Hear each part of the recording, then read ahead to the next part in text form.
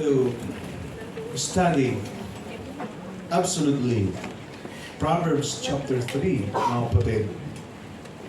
This is a fatherly exhortation of King Solomon. Likely from King Solomon, the man of wisdom. That God blessed the kingdom because of the man that lived by faith, who put all his trust in God. That's why sa panahon ni Haring Solomon, nakita mo that Israel became more prosperous. Why? It's not because of him, but because God blessed Solomon. Amen? And even this exhortation in chapter 3, mga kapatid, if you are going to study the entire chapter 3, it is about urging his son, believers, and readers, for what, Pastor? Their priority in life.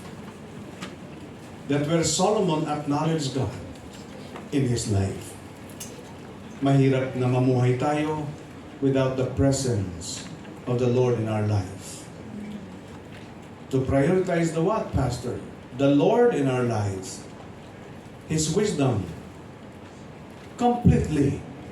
Na dapat ito ay galing sa ating Panginoon. Honoring God. This is also the exhortation of King Solomon. Where God blessed Solomon. Israel was blessed by God in a very mighty way. That it seems that you cannot measure the things that what God had done for the people of Israel. When God started to bless Israel, mga kapatid, then there Solomon also exhort his people on how to honor God with all things which comes from God. The possessions that he possessed, that return what belongs to God. Nakikita mo kung paano niya kinilala ang Panginoon. Living a life with integrity. And also reliance with God. Alam mo, nung pinapili siya, mga kapatid, choose what you want. The spirits, the kingdom, supremacy, the power, people, wealth. There's only one thing that he asks. It is not the wealth of the world. It is not the power of this world. It's not the prestige of this world. Hindi yun ang hinanap niya. Kadakilaan sa mundong ito, hindi. There's only one thing that he asks from God, to give him wisdom. Through that, it pleases God. Mas pinili niya ang Panginoon kaysa mga bagay sa mundong ito. Tayo, papiliin ka siguro, ano ang gusto mo? If the Lord is gonna ask you what you want, anong gusto mo? Mamili ka, anong isipin mo? Iniisip mo kaagad, Lord, please give me 1 million Hong Kong dollars. Kaagad iniisip mo, no? Diba? Iniisip natin palagi, Lord, bigyan mo ako ng prestiyosong buhay. Prosper my life, O Lord. Ano pang mga magagandang sasakyan? Yung sasakyan ni Brother Michael? Maxus? Rolls Royce? Mercedes-Benz? Mansion? Halos lahat iniisip natin when we talk about prosperity, when we talk of the things, we always think about material things. But remember, King Solomon, hindi niya iniisip yun. That even though it offered to him, but there is only one thing that he asked, a wisdom from God. Yun ang pinili niya, mga kapatid. So therefore, sumunod na lang ang mga bagay na yan. Idinagdag na lang ng Panginoon ang kapangyarihan, ang kadakilaan, the glory and the kingdom thereof, the prosperity added to him because he chooses God. Yan ang mahalaga sa 2026. Acknowledging God's sovereignty in 2026. Bakit po ba? Because many of us, why Pastor, idinugtong mo ang 2026 is because many of His people, listen carefully, rely on themselves. Self-reliance. Doon tayo nakafocus eh. Nagre-rely tayo sa ating sarili. That's why many of us failed. And then when we fail, we blame others. Tama ba? Dahil sa kanila. Dahil sa ganito. Dahil sa ganyan. But the Bible clearly tells us, trust in the Lord with all thine heart, and lean not unto thine own understanding. In all your ways, acknowledge Him. It means acknowledge God, and He shall direct the path. What does it mean, Pastor? To trust. To trust God in all your ways. Amen? And surrender everything to God.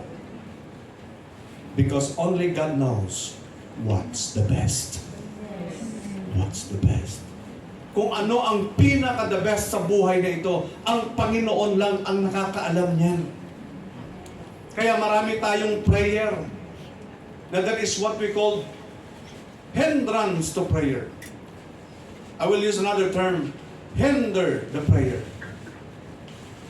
Na hindi agad isinagot ng Panginoon ang panalangin na yan. Bakit po? Maybe it is harmful for you. Maybe it's not yet time because of our immaturity. Di po ba marami tayong hinihingi sa Panginoon, Lord, prosper me. Lord, prosper me. Lord, prosper me. Meron namang nagsasabi, you know, ilang taon na akong nagka-tithe sa Panginoon, nagbibigay kay Lord. Parang gusto ko nang mag-stop eh. Kasi parang wala lang naman eh. Di ba ganun pa rin ako? Parang hindi ako naging katulad ni Donald Trump. Di ba? Kasi sabi ng Malakay chapter 3 verse number 10, bring ye all the tithes into the storehouse, that there may be meat in mine house, and prove me now herewith, saith the Lord of hosts. If I will not open the windows of heaven and pour you out a blessing, that there shall be no room enough to receive it. Listen carefully. God is not subject for time.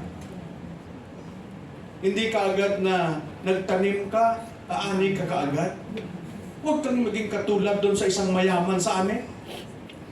I-retrench ko kayong lahat, kayong mga empleyado, pag-gising ko bukas na walang mangga dyan sa harap ng bahay. Oh.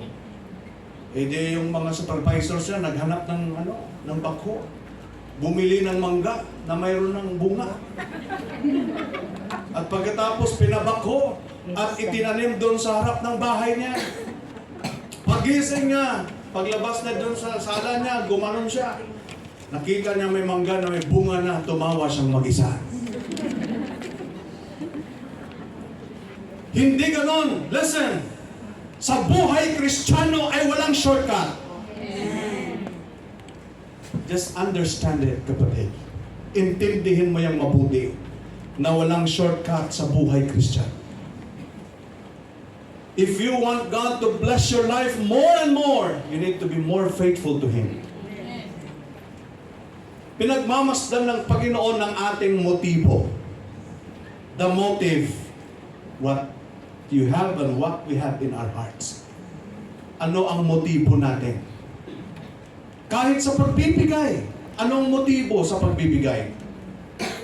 I gave to God because I want God to prosper my life. I tithe with God because I want God to prosper me. Listen, no. You are just returning what belongs to God. Amen? Amen? Yeah. You need to choose God in your life. To serve Him more. Mas ma-priority mo ang Panginoon sa buhay mo. Unamente sa buhay natin. Remember, following God is not there is no easy road on following God. Walang easy road dito. Sa pagsunod natin sa ating Panginoon. Meron tayong kanta noon, nung nandun pa tayo sa lumang reliyon. Di ba? Sinasabi natin. Di ba? Totoo. Di ba membro na kayo noon? Di pa kayo na-convert. I'm not mentioning religion here. Pero dyan kayo galing. Meron nga kanta dun na nagsasabi, hindi easy ang pagsunod kay Kristo dahil maraming tinik ang apakan mo. Alala nyo? O Ilonggoha lang. O mga Ilonggo, alam nyo yan. Hindi mahapos ang pagsunod kay Kristo, kay damo sang tunog, tapakan mo. Di ba Milet? Kasi si Ate Milet, parang magmamadrig si tunog. Kaya yung pangalan niya, Brother Marlo, Milagrosa. Hindi. Di ba Milagros? Oh. Pero, medyo, dahil nga moderno na tayo ngayon, kung Amerikano pa yung mag-pronounce nun, Millet. Yung pangalan mo. Millet pa siya. Pagdating sa church, Milit. Pagdating doon sa amin sa Negros, Milagrosa. Ay, matindi itong pangalan niya. There's no easy road in our Christian life. Walang shortcut sa buhay Kristiyano. This 2026, every member of the church, I urge you by God's grace, mga kapatid, let us learn a life that acknowledging the supremacy of God in your life, the sovereignty of God in your life. Kung hindi mo nagawa yun, you are more on self-reliance on 2025, and now in this 2026, rely on God. Amen? On His sovereignty. Acknowledge Him. In all your ways, acknowledge Him. Dahil marami tayong kinikilalang mga bagay sa buhay na ito, hindi ang Panginoon. Put all your trust in the Lord and surrender everything to Him. Submit your plans to the Lord. Ano man yung plano mo, isubmit mo yan sa Panginoon. Kung sa Ilonggo pa, hindi kayo mag-imo-imo Akin-akin ba? Submit your plans to God, your desire to God. Do not walk with your own. Put all your trust in Him. Because there is only one that brings you to that path of success. Only God. In all your ways, acknowledge Him, and He shall direct thy path. Dependence on God is very important. You need to depend on God. Whatever resources that you receive from God, you know, God is the source of everything. But the problem is sometimes we trust our resources. Remember that our resources drained. Nauubos po yan. Ang iyong lakas, nauubos po yan. Kahit pa yung, you listen to me carefully, financially speaking, nauubos yan. Hindi mo pwedeng sabihin na, marami akong insertion ngayon. Marami akong ngayon. Listen carefully, mga kapatid. Yung mga bagay na yan ay mauubos. Anumang resources na meron ka, pwedeng maubos yan. But if you put all your trust in God, God is the source of everything. Amen? God is the source of life. God is the source of years and days in our lives. God is the source of time. Not our resources. God is the source of everything. Ang ating Panginoon. You need to depend on God. Putting all your trust in Him. Because God is going to put everything in test. Always remember the heart of gratitude. In all your ways, acknowledge Him. Acknowledging God as the source of all good things. So therefore, we as believers, we need to stay connected with God. Every day sa buhay mo, this 2026. Don't rely on yourself. Don't rely on your resources. Don't rely on your wisdom. Don't rely with your own understanding. Don't rely in yourself. Bakit, Pastor? Hindi mo pwedeng sabihin, alam mo yung professor ko noon? Ako, Brother Marlo, halos lahat ng mga D na sa kanya na. Diyan ka lang makakita ng isang professor na ang D ay 5. Yung pinakatayog na D, 3 eh. Makukuha mo. Pero sa kanya, yung D, 5 eh. 5 doctoral degree. Pero pag tinanong mo kung sino siya, hindi niya makilala sarili niya. Hindi niya alam bakit nandyan siya. Nakakalimot na, may Alzheimer na. Minsan tayo may Alzheimer din. Di ba?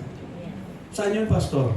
Tingnan mo, pag may pagpapala ka, may Alzheimer ka, ay, oo nga, no? Nakakalimot tayo sa Panginoon kapag tayo'y pinagpapala. Pero kapag puno tayo ng kabigatan at problema, doon tayo nakakaalala sa Panginoon. Diba? Nag-mix, kung baga sa YouTube pa, nag-mekos-mekos na yung sipon mo at saka yung luha mo at lang laway mo sa kakaiyak sa Panginoon.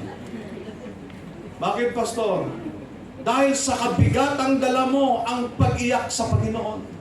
Alam mo, the sweetest moment of your life, it is not, listen carefully, it is not the thing what you have in life. Hindi yung mga bagay-bagay na yaman na meron ka, o kaya, you are prospered by God in material things. Sometimes naiyak ka. That is not the sweetest moment with God.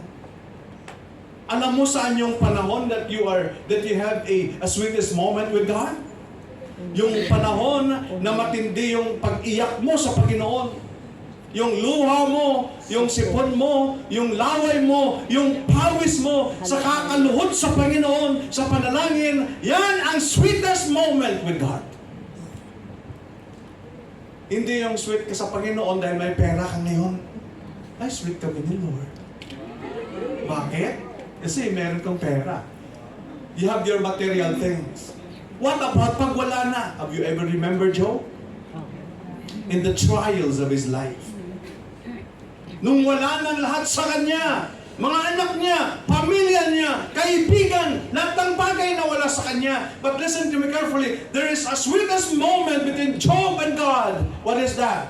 When he knelt down and wept before the presence of God and cried out and he said, "Blessed be the name of the Lord take it away." Blessed be the name of the Lord. The Lord give it, the Lord take it away. Blessed be the name of the Lord. You know, sometimes the burden allowed by the Lord to come in your life dahil masyado tayong nakakalimot sa Panginoon. Huwag nating hayaan ang mga bagay na yan, mga kapatid. We must have our gratitude with God. Acknowledging that God is the source of everything. Let us allow the Lord to bless our lives by our obedient heart before Him. Now, but how to rely on God's sovereignty? How can we acknowledge God's sovereignty? Tingnan natin. But how can we acknowledge God's sovereignty? How to rely on God's sovereignty? One, very simple. Be prayerful. Ito yung nakakaligtaan ng marami. Nakagising ka sa umaga, una pa ang cellphone, hindi ka pa nakapray. Tama ba? Lahat tayo doon guilty. Tama po ba? Oh. Be prayerful. Bring all your problems to God first. And admit, what, Pastor? Your need for Him. Be prayerful. Ang panalangin, your personal solitude, your personal communication with God, every day in your daily living. Trusting God. And then number 2, be responsible. Marami sa ating, are you willing to accept this, mga kapatid? Amen. Parang hina ng amen nila, Lord. Amen. 2, be responsible. Dahil marami sa ating kaanib ng iglesia ay mga irresponsable. We are so irresponsible in the task that God has given to us. What is that, Pastor? The act of negligence. Anong act of negligence? Ang pabaya. Kung sa Ilonggo pa, kung luto, sunggo, kung hilaw, likaw. Kung luto na, andon. Pero pag hilaw, parang wala lang. Be responsible. If God given you the talent, God is going to give you ability or resources, be responsible of what you have. Be faithful to the things that God has given you. Always remember that what belongs to God. Understanding what is yours versus God's. Ang para sa Panginoon. Ano yun, Pastor? Ang iyong panahon sa Panginoon. Ang problema, when you say the word, what is yours versus God's, puro sa atin kasi atin eh. Hindi po ba? Aking ang Lunes, Martes, Merkules, Webes, Biyernes, sa'yo na lang lahat ang panahon. At pagdating sa araw ng pagsamba, araw ng panambahan, tayo'y nawawala. Tapos magkaroon tayo ng justification. Hindi ako pinilabas ng amo. Pero andon sa Causeway Bay. Andon sa beach na birthday. Ano ba ang halaga ng Panginoon sa isang tao? What is yours versus God? Be mindful about your time for God. Amen? When you say you love God, if I'm going to ask you a question today, I'm going to ask you a question, do you really love God in your life? You're going to say, yes, I love the Lord. I love you, Lord, with all my heart, with all my soul. I love you, Lord. Pero pagdating sa araw ng panambahan, absent. Aside, hindi ka talaga pinalabas. Pero andun ka sa Causeway Bay, another story. Andun ka sa IFC. Nagpa-picture. Ba, naalala niyo, may isa tayong kapatid, no? Ating-ating na to. Pero hindi ko naman mention yung pangalan. Andun siya sa blue na poste ng Admiralty. Nung nakita niya ako, nagtago agad. Pero kita ko na siya. Aba, napalipod din siya. Kitang-kita na. Aba, edi doon siya. Nung pumunta siya doon, papunta ako eh. Galing siya kasi ng train pa ganito. Nung nakita niya ako, alam ko naman nakita ko siya, nakita niya na ako. Tapos doon siya sa ano. Tapos pumunta ako doon. Sabi ko, edi. Ay, Pastor, saan ka galing? Ba't wala ka sa church? Eh, Pastor, kasi birthday ng friend ko. Sabi mo, di ka pinalabas. Ay, sorry, Pastor. Sabi ko, huwag kang mag-sorry sa akin. Dahil ikaw ang may personal na relasyon sa Diyos. Lagi mo yung tatandaan, ikaw ang may personal na relasyon sa Diyos. Ayusin mo yung relasyon mo sa Panginoon. So therefore, we as believers, we need to be responsible that even our time. Amen po ba? May panahon ka sa Panginoon. Sometimes mamili ka na lang mag-serve sa KFDC. Saturday congregation. May Saturday congregation. Pastor, hindi talaga ako pinalabas. May Saturday congregation, may Sunday congregation, may Wednesday congregation pa. Pumunta ka lang. Pastor, malayo ako eh. Andito ako malapit sa, ano yun, Tensuway. Mayunlong tayo. Walang ligtas. Malapit lang, di ba? Pastor, andito ako sa Chunmon. Another story na talaga yun. But listen, it is not how far you are in the church, but it is how close you are in the Lord. Amen. It is not how far you are, but it is how close you are in the Lord. Kung talaga yung sa puso mo, ang Panginoon, kahit malayo, pupunta ka. Amen po ba? Amen. O, si Jorna nga eh, Fanling yan eh. Si Jorna. Kita mo, taga-Fanling yan. Napakalayo ng Fanling. But they have time to go to the church every Saturday to worship God. They sacrifice that even malayo yung pamasahin nila. Eh, sabihin mo, Pastor, hindi na talaga, siguro Pastor, nahihirap ako talaga akong pumunta dyan sa Hongha. Bakit? Kasi Pastor, ang layo-layo ko na. Bakit? Saan ka ba? Pastor, sa Mongkok. Talaga? Ang layo talaga ng Mongkok, no? Napakalayo ng Mongkok. Okay. Mahirap naman sabihin mo, taga-Tukwawan ka, malayo ba? Mahirap naman ba? Tama po ba, kapatid? It is not how far you are in the church, but it is how close you are in the Lord. Amen? Kung ang talagang puso mo ay ang Panginoon, kapatid, you will give time to the Lord. You will give time, mga kapatid. What is yours versus God's? You need to understand that. Especially talking about the blessings. Alam mo, may isang bagay na tinitest ang Panginoon sa atin eh. Ano yun, kapatid? What belongs to our hands? Kung ano yung binigay ng Panginoon sa'yo, doon ka tinitest ng Panginoon. Do you remember Abraham? Ipinagkaloob ng Panginoon kay Abraham si Isaac. For many years that Abraham prayed for that promise.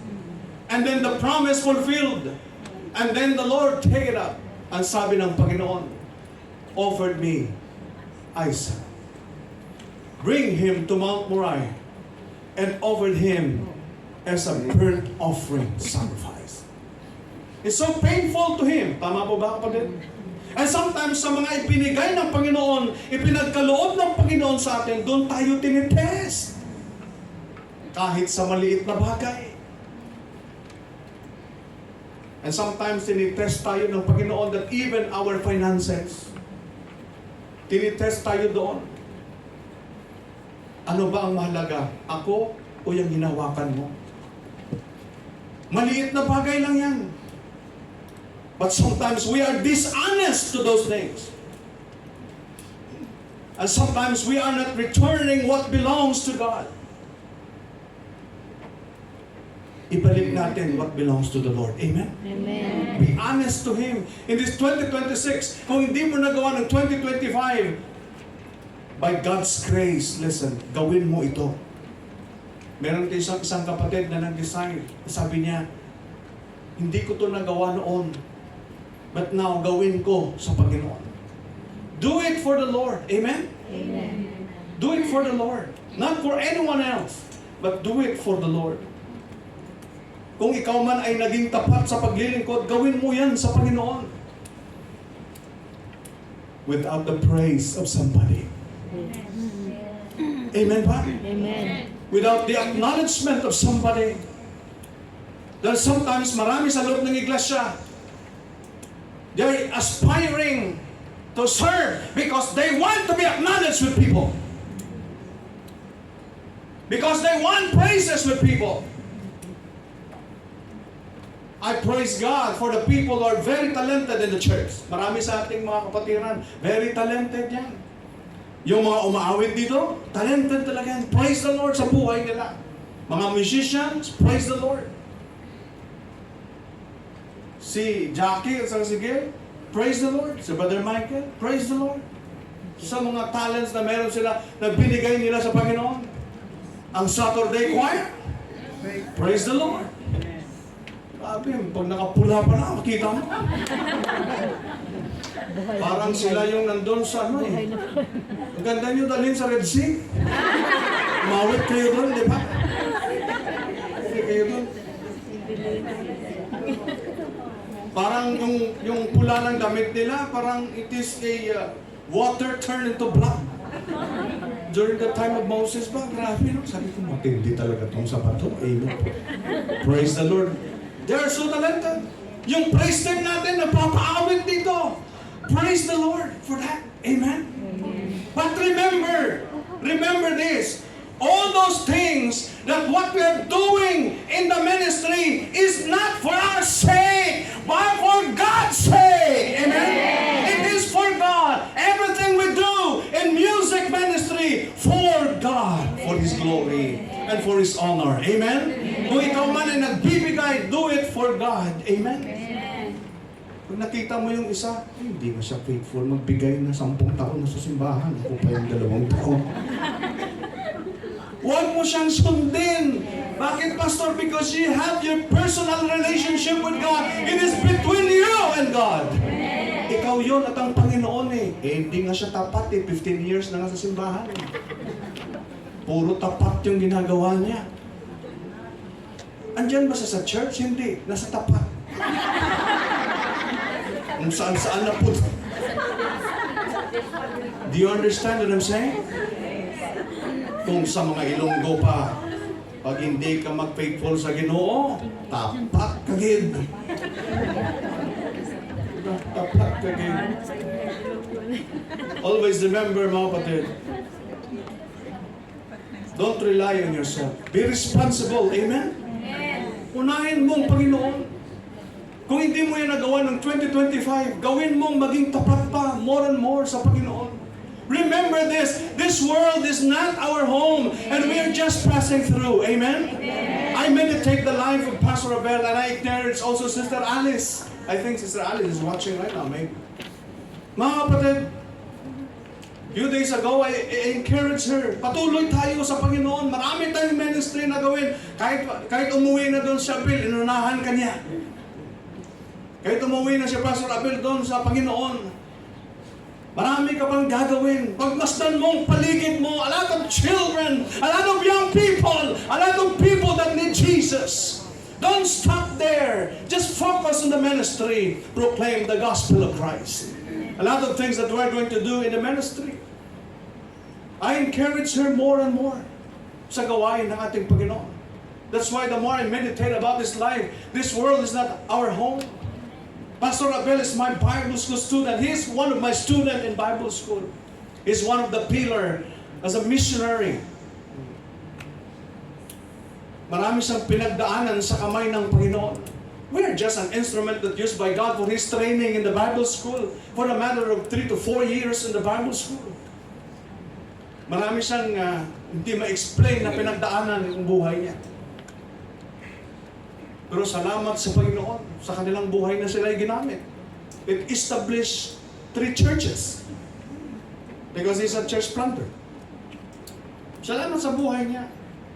O tapos na yung assignment niya. Umuwi na siya sa Panginoon. Remember, tayong lahat ay meron tayong panahon. Kung ang kaibigan ko pang pastor na matanda, ang sabi niya, panapanahon lang yan. Tapos ikaw naman. Sabi ko, ikaw naman. Why? Because we have our appointed time. In the book of Ecclesiastes chapter 3, a time to be born and a time to die. To be absent from the body and to be present with the Lord. And Apostle Paul said to be with Christ is far better. Amen. Maganda ng awit niya, no? This world is not my home. I'm just a passing through. My treasures are laid up somewhere beyond the blue. The angels beckon me from heaven's open door. And I can't feel at home in this world anymore. Because this world is not our home. We are just passing through. The Lord given us much time to serve Him more. To invest for eternity. Our eternal investment with the Lord. Let us recognize His purpose in a difficult situation, a difficult moment of this life. Kaya makita natin mga kapatid, napakahalaga po ng buhay na ito sa ating paglilingkod. And number 3, be faithful to your relationship with God. Maging tapat ka sa iyong relationship sa Panginoon. God is watching us in our daily living. Understand, God wants a relationship, not just a perfect performance, and be honest about your struggles in life. Napakahalaga po ng relasyon natin. Kasi marami sa atin performance Tama po ba? I want to perform, but what about your relationship with God? Napakahalaga po ng ating relationship. Not only to be faithful to your relationship with God. care also for your physical health. Napakahalaga po ito, yung physical health po natin. You know why? Because it is the temple of the Holy Spirit of God. As a temple of the Holy Spirit. Know ye not that your body is a temple of the Holy Spirit? And the Spirit of God dwelleth in you? Ye are not your own. Ye are bought with a price. Napakahalaga po yan, mga kapatid, ng ating sarili na pangalagaan po natin. Huwag po tayong mag-impute o kaya mag-input ng mga bagay which is not according to His purpose and according to His will. What does it mean, Pastor? Napakahalaga po yan, mga kapatid. Napangalagaan natin ang ating sarili sa presensya ng ating Panginoon. Amen? Amen. Nananalangin ako sa Panginoon, Brother Marlo, na ayusin ng Panginoon ang ating paglakad araw-araw. Dahil marami tayong ginagawa. Huwag mong involve sa Michael because he's not belong to us. He has his own way. Si Arnel, iba din yung way niya. Ako, nag-pray ako sa Panginoon pag nakita ko yung pagkain.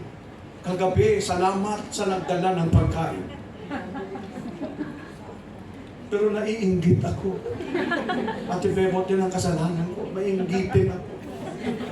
Yun lang, Brother Marlo, I admit to you today, mainggitin ako. Kasi nung kumakain sila ng pasayan, ano ba yun? Hipon. Gumaganon ako. Sarap na sarap sila. Tinitingnan ko na lang sila. Wow. Naman. Inoferan ako ni Ate Bebot ng gulay. Sabi niya, Pastor, itong mga dahon, masarap ito. Pero nakita ko spinach. Nako, 99% purine aragoy.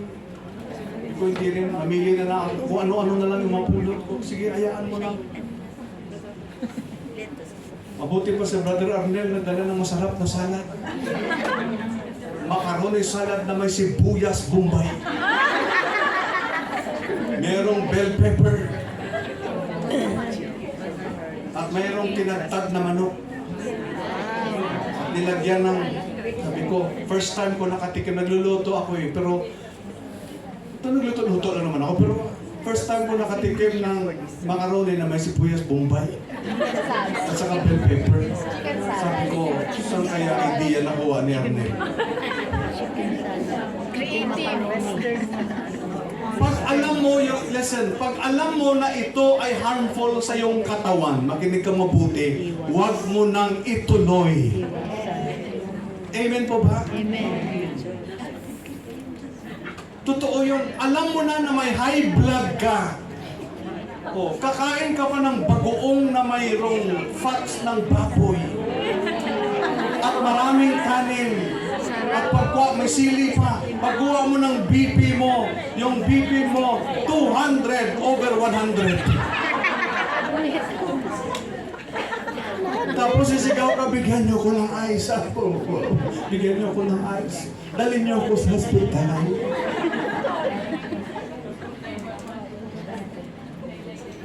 Ganyan ba, kapatid?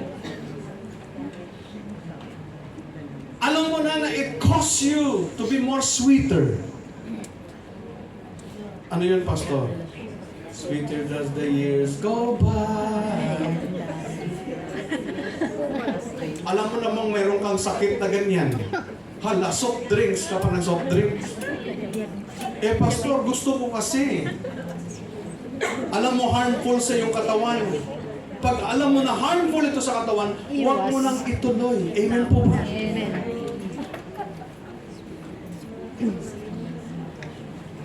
Alam mo naman meron kang kidney problem. Hala, tudo ka pa soft drinks, tudo ka pa ng noodles. Noodles na nasa plastic. Yung mga preserved foods, processed foods. Oh. Mas gusto-gusto pa natin yung kainin, yung mga ganyang bagay. Alam mo niyo mga kapatid, nagpapasalamat ako sa Panginoon. Dito lang talaga ako sa Hong Kong natuto sa pagkain. Maraming salamat sa inyong generosity. Alam mo yung Brother Marlo, our members in the church, the members of the Lord here in Colon Filipino Baptist Church are very generous people. Napaka-generous ninyo. Pinipigilan ko na lang ang sarili ko sa pagkain. Yaya dito, yaya doon, yaya dito, yaya doon. Sabi ko, pag yaya ng isang pastor, pwede ka ba mamaya sa ganito? Sabi ko, okay po. Mamaya, pastor, sa ganito. Kakakain ko lang ng lunch. Meron naman kami snacks alas 3. Maya-maya may pa-dinner. Akalain mo 2 beses kang nag-dinner? Sana all. Dahil minsan ayaw ko eh. Maraming nagyayaya. Because sometimes I'm also busy with many things. That's why sometimes hindi ako nakasama. Sorry din. Ito talaga si Milet. Sabi ni Milet, i-convert na lang. Huwag kang ganyan. People are so generous. Pag nakita mo yung pagkain, huwag ka agad. Kain ka na ng kain. Dahil alam mo na meron kang karamdaman, ingatan ang sarili. Amen po ba? Ingatan ang sarili. Napakahalaga po niyan, mga kapatid. Iyaan mo na si Arnel. Sabi ni Arnel, mayroon siyang sputum. Hindi talaga si Brother Arnel. No? Alam mo, online kayo busy. Care for your physical health as a temple of the Holy Spirit. And the last here is, in your life, seek God's will. Unahin ang kalooban ng ating Panginoon. Make seeking God's will as a daily habit. Daily habit mo. Dahil binigyan ka ng Panginoon ng Lunes. Listen. Habit mo rin yan na unahin din ang kalooban ng Panginoon sa Lunes na yan. Binigyan ka ng Panginoon, listen carefully with this. Binigyan ka ng Panginoon ng mga araw upang gawin ang kanyang kalooban. God given us a time for Him. So therefore, seeking God's will is a daily habit. Starting your day, focus on Him sa araw na yon. Kahit sa mga trabaho mo, because the Bible said, in all your ways, acknowledge Him. In all your ways. Araw-araw yan. Paggising mo, in all your ways, acknowledge Him. As you wake up in the morning, acknowledge God. When you go somewhere, acknowledge God. Lalo na kapag may success ka, acknowledge God. Ang galing-galing mo naman, Day. Ang galing mo naman, sis. Siyempre, ako na to eh. Diba? Ang galing ko kasi bright talaga. Alam mo, linya talaga kami ng mga bright. What's the point, Pastor? Listen. That even a jot of praise, a jot of glory, do not ever dare to take that credit. Glorify God. Give God the glory. If you have your success in life, to get me the glory. Thank you, Lord God. Amen? Thank you, Lord God. Salamat, Panginoon, na ipinagkaloob mo ito sa akin. Salamat, Panginoon, sa iyong biyaya. Starting your day, focus on Him. Bakit po, Pastor? Because self-reliance promotes independence.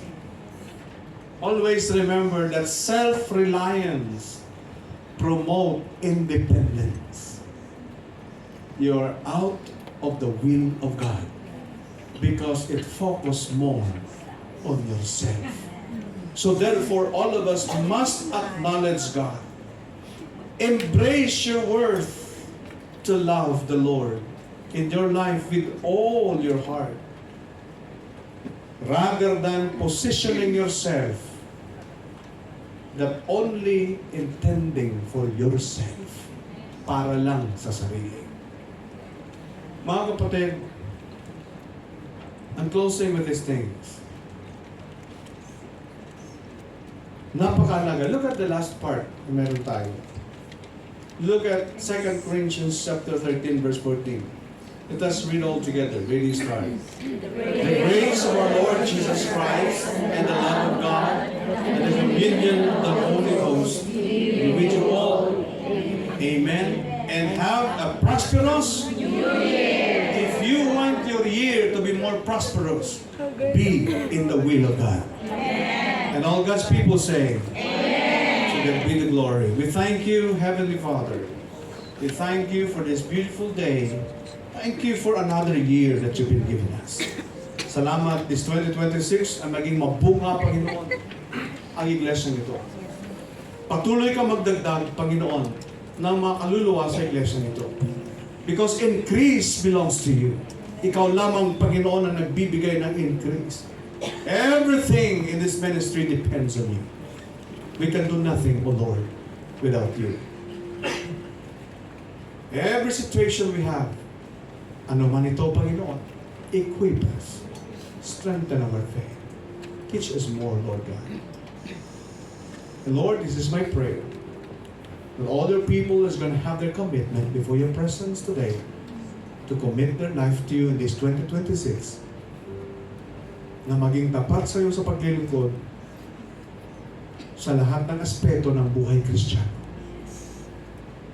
Sa aspeto ng pananampalataya, sa aspeto ng pagbibigay, sa aspeto ng ebanghelismo, at sa aspeto ng pag-disciple, Panginoon.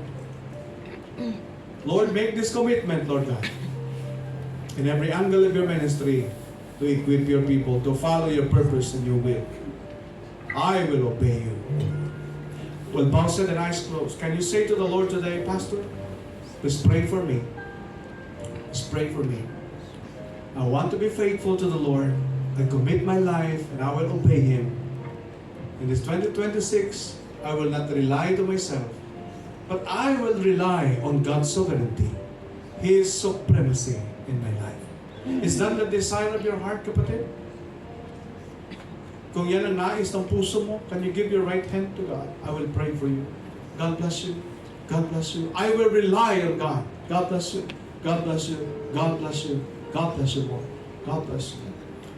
We thank you, Heavenly Father, for this beautiful service today. Thank you for the talents of your people. Thank you for the message that you've been giving us. Thank you for everyone who are here today. May your peace and blessings will be upon them in their workplace and together with their family. May your prosperity will be upon all your people this 2026. All honor and glory belongs to you. All these things we ask in Jesus' name. And all God's people say, Amen. God bless you. Amen.